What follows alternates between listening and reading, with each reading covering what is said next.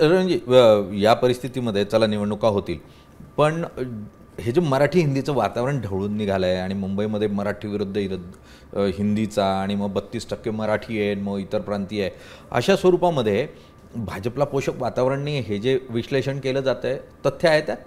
खरं तर एक गोष्ट लक्षात काय घेतली पाहिजे की भारतीय जनता पार्टी किंवा महायुती आम्ही सर्वजण निवडणुका या खरं तर या विषयावरती लढू शकतो का, तर आम्ही लढणारच नाही.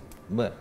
आम्हाला निवडणुका डेव्हलपमेंट या विषयावरती लढल्या पाहिजे असं म्हण, कारण आम्ही कामच तेवढं केलं आहे. आदरणीय पंतप्रधान नरेंद्र मोदीजींच्या नेतृत्वात 11 वर्षामध्ये ज्या ताकदीने काम देशात आणि संपूर्ण महाराष्ट्रामध्ये ज्या ताकदीने काम झालं आहे याची आम्हाला कल्पना आहे.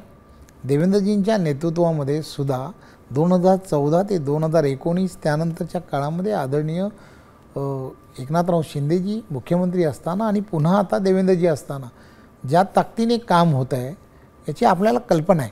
त्यामुळे या सगळ्या गोष्टी ज्या आहेत, या सर्व गोष्टी ज्या आहेत त्या महायुती म्हणून पथ्यावरतीच पडणार आहेत. त्यामुळे या सगळ्या गोष्टी जनतेला सगळ्यांच्या लक्षात आहे की कशा पद्धतीने डेव्हलपमेंट जी आहे ती डेव्हलपमेंट होते.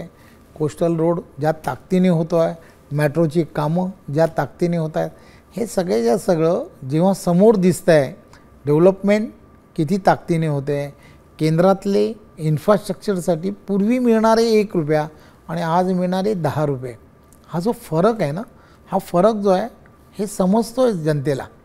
त्यामुळे मला असं वाटतं की निवडणुका या 100% डेव्हलपमेंटच्या दिशेने नेणं हे आम्ही काम करू आणि आम्हाला 100% गॅरंटी आहे डेव्हलपमेंटच्या पदरामध्येच लोक मतदान करतील.